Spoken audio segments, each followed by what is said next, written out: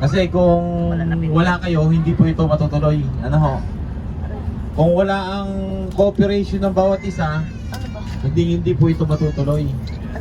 And then, katulad na sinabi ko last year, dun sa ating team building, nawa, next year, 2 bus na tayo. Ano po?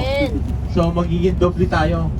At kailangan natin pagtrabahuhin ito by evangelizing, mga mahal na kapatid, para mas dumoble o tumriple yung ating bilang. Kasi hindi po ba kayo nagsasawa? Tayo-tayo na lang.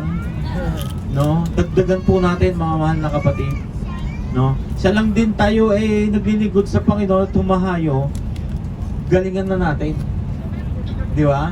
Sayang kasi yung panahon habang malakas tayo. Pag nanghina na, kailangan na magpahinga.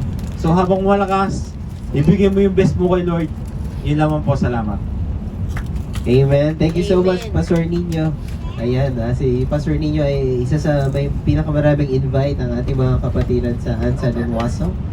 Ayan, so thank you for sharing your experience. Next naman tayo kay Sis Chris Lane.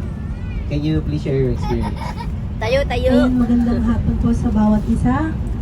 Ay, tumayo ba? Ayun, baka nahulog ako dyan. Ayun, siguro una magpapasalamat ako dahil dahil lahat ay pumunta and alam ko naman na excited ang bawat isa. At yung experience